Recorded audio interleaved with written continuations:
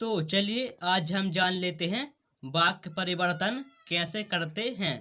तो please video को like share and comment करना ना भूलें और हमारे चैनल को भी सब्सक्राइब कर लें और जो बगल में बेल आइकन है उसे भी प्रेस कर लें। तो चलिए अब हम वीडियो को स्टार्ट करते हैं और अब हम जान लेते हैं वाक्य परिवर्तन क्या होता है। एक प्रकार के वाक्य को दूसरे प्रकार के वाक्य में बदलना वाक्य परिवर्तन कहलाता है। वाक्य परिवर्तन में अर्थ या भाव का ध्यान रखना आवश्यक होता है। तो चलिए अब हम विधानार्थ वाक्य से निषेधवाचक वाक्य में परिवर्तन करेंगे, अर्थात हम विधानार्थ वाक्य को निषेधवाचक वाक्य में बदलेंगे। तो जैसे विधानार्थ वाक्य राम घर में सबसे बड़ा है।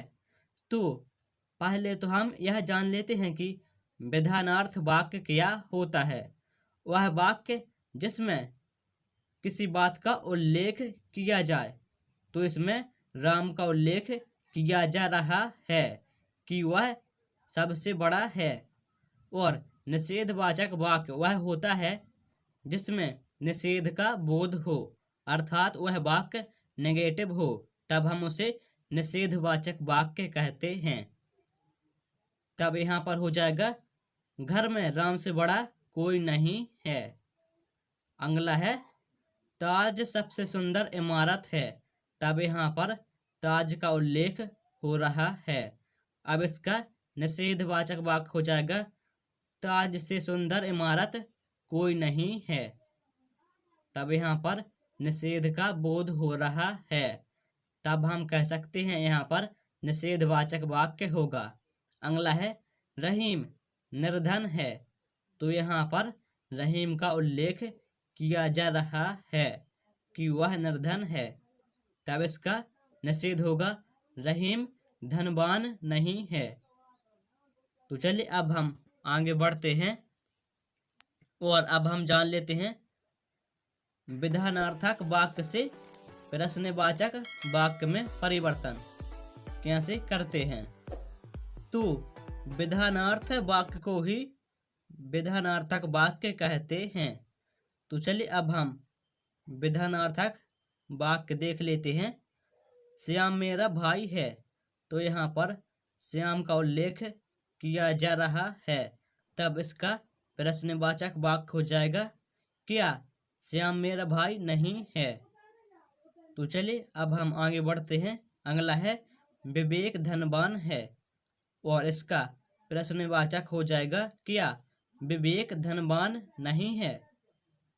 अगला है चिन्मय सो रहा है। तो इसका प्रश्नवाचक वाक्य हो जाएगा क्या चिन्मय सो नहीं रहा है। तो चलिए अब हम आगे बढ़ते हैं और अब हम जान लेते हैं विधानार्थक वाक्य से आज्ञावाचक वाक्य में कैसे परिवर्तन किया जाता है। तो आज्ञावाचक वाक्य वह होता है जिसमें आदेश दिया जाए या ऑर्डर दिया जाए, तो उसे हम आज्ञावाचक वाक्य कहते हैं। तो चलिए विधानार्थक वाक्य है पिता का आदर करते हैं। तो इसका आज्ञावाचक हो जाएगा पिता का आदर करो, अर्थात यहाँ पर आदेश दिया जा रहा है कि पिता का आदर करो। अगला है विभोर दूध पीता है। तब इसका आज्ञावाचक हो जाएगा विभोर दूध पियो। अगला है सुभाष समाज की सेवा करता है। तो इसका आज्ञावाचक हो जाएगा सुभाष समाज की सेवा करो। तो चलिए अब हम आगे बढ़ते हैं और अब हम जान लेते हैं विधानार्थक वाक्य से उपदेशात्मक वाक्य में परिवर्तन कैसे किया जाता है।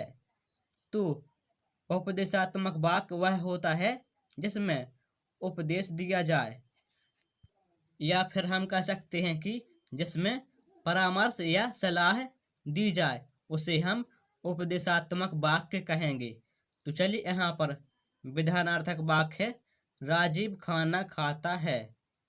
तो यहाँ पर राजीव का उल्लेख किया जा रहा है कि वह खाना खाता है। तब इसका उपदेशात्मक वाक्य हो जाएगा राजीव को खाना खाना चाहिए। तो यह उपदेशात्मक वाक्य हो गया, अर्थात यह किसी की सलाह है, परामर्श है, तब हम इसे उपदेशात्मक वाक्य कहेंगे। अगला है मोहन पानी पीता है, तब इसका उपदेशात्मक वाक्य हो जाएगा मोहन को पानी पीना चाहिए। तो चलिए आगे बढ़ते हैं। अगला है सिद्धार्थ सोता है, तब इसका उपदेशात्मक वाक्य हो जाएगा सिद्धार्थ को सोना चाहिए। तो चलिए अब हम आगे बढ़ते हैं और अब हम जान लेते हैं विधानार्थक वाक्य से विस्मयादि बोधक वाक्य में परिवर्तन कैसे किया जाता है। तो विस्मयादि बोधक वाक्य वह होता है जिसमें आश्चर्य, घृणा या फिर शोक आदि भाव प्रकट हों, तो वहां पर विस्मयादि बोधक वाक्य होता है। तो चलिए अब हम देख लेते हैं। यहाँ पर विधानार्थक वाक्य है वह दृश्य बड़ा सुंदर है, तब इसका विस्मयादि बोधक वाक्य हो जाएगा वह दृश्य कितना सुंदर है। तो चलिए अब हम आगे बढ़ते हैं। यह झील बहुत गहरी है, ओ यह झील कितनी गहरी है, तब यहाँ पर इन दोनों वाक्यों में आश्चर्य सा प्रकट हो रहा है, तब हम कह सकते हैं कि यहाँ पर विस्मयादि बोधक वाक्य होगा।